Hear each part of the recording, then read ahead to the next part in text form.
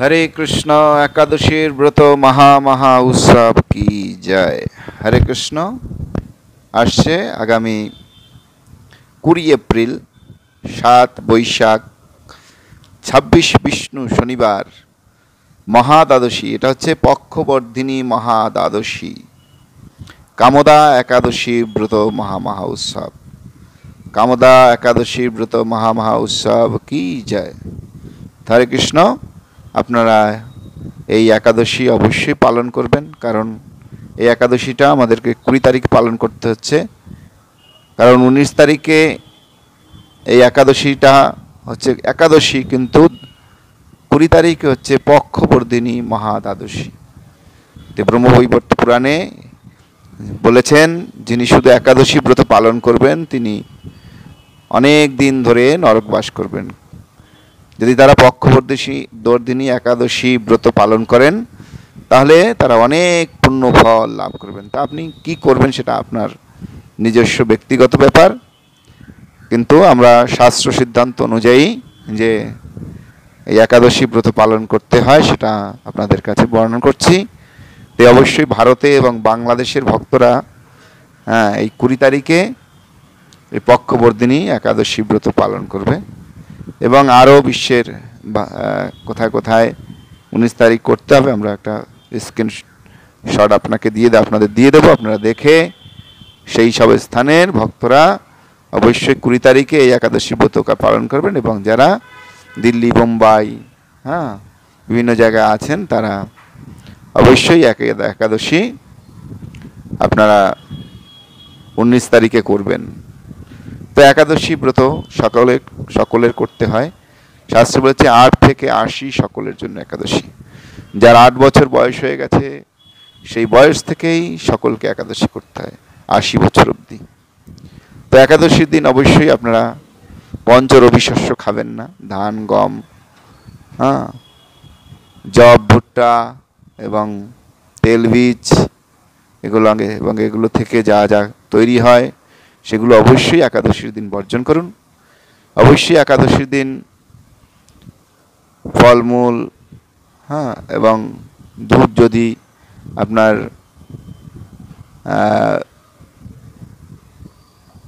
সর্ষের তেল দিয়ে দোয়ানো না হয় সেটা খেতে পারেন।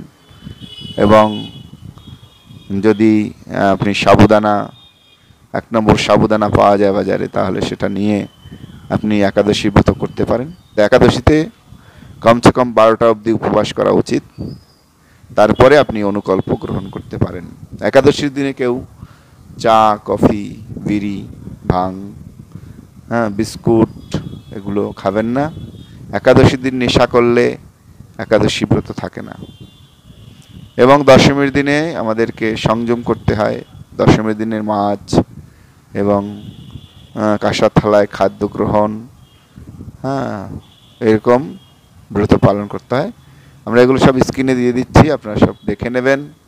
এবং একাদশীর পারণ মন্ত্র, সংকল্প মন্ত্র সব কিছুই আপনি এই স্ক্রিনে পেয়ে যাবেন। স্ক্রিনশট নিয়ে সেটা নিয়ে আপনি এই ব্রত পালন করতে পারেন। একাদশীর দিন সকালবেলা আপনি হাতে গঙ্গা জল নিয়ে আপনি এটা সংকল্প করতে পারেন। এবং দ্বাদশীর দিন আপনি পালন করার আগে আপনি এই মন্ত্র বলতে পারেন। এবং আপনি দ্বাদশীর দিন যখন ব্রত আপনি ভঙ্গ করবেন তখন জগন্নাথের চাল বা আপনি ঘরে অন্ন প্রসাদ ভোগ দিয়ে সেটা গ্রহণ করে একাদশী ব্রত পালন করতে পারেন। অবশ্যই আপনি ঘরে একাদশী ব্রত পালন করুন, কারণ 8 থেকে 80 সকলের বিধা বা সদাবা নেই, সবার জন্য এই একাদশী ব্রত। তো অবশ্যই আপনারা এই একাদশী ব্রত পালন করুন এবং আপনাদের মনুষ্য জন্মকে সার্থক করুন। তো আমরা আজকে এই একাদশীর যে মাহাত্ম্য সেটা আপনাদের বর্ণন করব। এবং একাদশীর এই মাহাত্ম্য পাঠ করার পরে আমরা আপনাদেরকে সারা বিশ্বের যে একাদশীর পালনের সময় সেগুলো দিয়ে দেব স্ক্রিনে। অবশ্যই আপনারা সেগুলো দেখে নেবেন এবং সঠিক সময়ে আপনারা পালন করে নেবেন। এবং এখানে দেওয়া থাকবে আপনার একাদশী স্থান, যে স্থান যারা যেখানে বাস করছেন তার আশেপাশে স্থান, এবং যেই দিন একাদশী সেই দিন তারিখ দেওয়া থাকবে, আপনারা তার পরের দিন, হ্যাঁ, এবং সময় দেওয়া থাকবে, সেই সময়ের মধ্যে আপনারা অবশ্যই একাদশীর পালন করে নেবেন। তো আমরা এখন আপনাদেরকে কামদা একাদশীর যে মাহাত্ম্য সেটা পাঠ করে শ্রবণ করাবো। হরে কৃষ্ণ। চৈত্র মাসের শুক্লপক্ষের কামদা একাদশীর ব্রত মাহাত্ম্য বরাহ পুরাণে বর্ণিত হয়েছে। তা আপনারা বলতে পারেন এখন তো বৈশাখ মাস চলছে, কিন্তু চান্দ্র পঞ্চিকা অনুযায়ী এখনও চৈত্র মাস চলছে, এখন বৈশাখ মাস নয়। হ্যাঁ, এটা আমরা চান্দ্র পঞ্চিকাকে সবসময় ফলো করি, আমরা সূর্য পঞ্চিকাকে ফলো করি না। তাই চান্দ্র পঞ্চিকা অনুযায়ী এখনও চৈত্র মাসের শুক্লপক্ষ চলছে। তো মহারাজ যুধিষ্ঠির বললেন, হে বাসুদেব, আপনি কৃপা করে আমার কাছে চৈত্র মাসের শুক্লপক্ষের একাদশীর মহিমা কীর্তন করুন। শ্রীকৃষ্ণ বললেন, হে মহারাজ, এই একাদশী ব্রত সম্পর্কে এক বিচিত্র কাহানি বর্ণন করছি, আপনি এক মনে তা শ্রবণ করুন। পূর্বে মহর্ষি বশিষ্ঠ মহারাজ দিলীপের কৌতূহল নিবারণের জন্য এই ব্রত কথা কীর্তন করেছিলেন। ঋষি বশিষ্ঠ বললেন, হে মহারাজ, চৈত্র মাসের শুক্লপক্ষের একাদশীর নাম কামদা। এই তিথি পাপনাশক ও পুণ্যদায়িনী। পূর্বকালে মনোরম নাগপুরে স্বর্ণ নির্মিত গৃহে বিষধর নাগেরা বাস করত। তাদের রাজা ছিলেন পুণ্ডরিক। গন্ধর্ব, কিন্নর ও অপ্সরাদের দ্বারা তিনি সেবিত হতেন। সেই পুরী মধ্যে অপ্সরাশ্রেষ্ঠ ললিতা ও ললিত নামে গন্ধর্ব স্বামী স্ত্রী রূপে ঐশ্বর্যপূর্ণ এক গৃহে পরম সুখে দিন যাপন করত। একদিন পুণ্ডরিকের রাজ্যসভায় ললিত একা গান করছিল।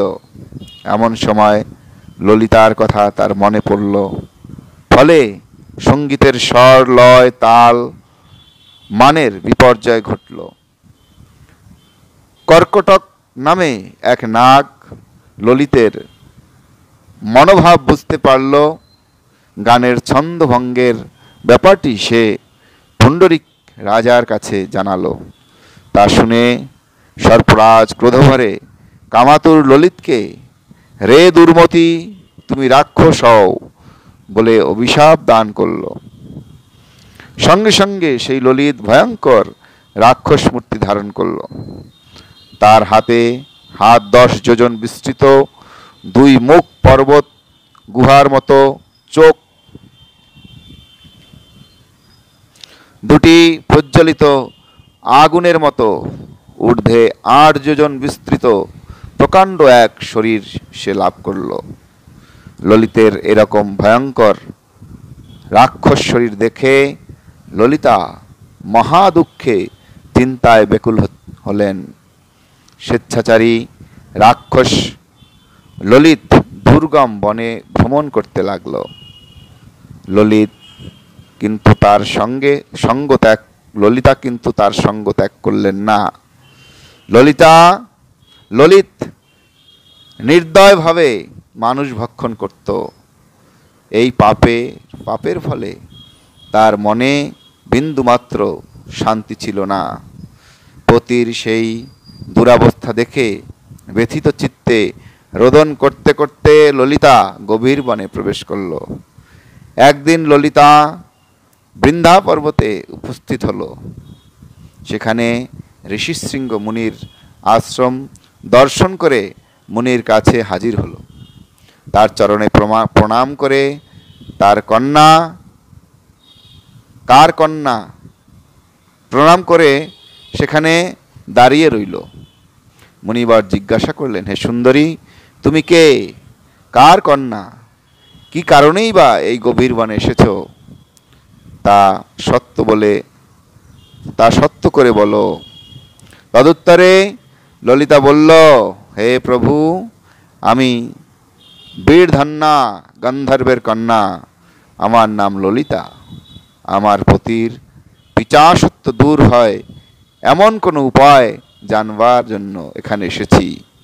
তখন ঋষি বললেন, চৈত্র মাসের শুক্লপক্ষের কামদা নামে যে একাদশী আছে, তুমি সেই ব্রত যথাবিধি পালন করো। এই ব্রতের পুণ্যফল তোমার স্বামীকে অর্পণ করে তৎক্ষণাৎ তার সমস্ত পাপ বিনষ্ট হবে। বশিষ্ঠ ঋষি বললেন, হে মহারাজ দিলীপ, মুনির কথা শুনে ললিতা আনন্দ সহকারে কামদা একাদশী পালন করল। তারপর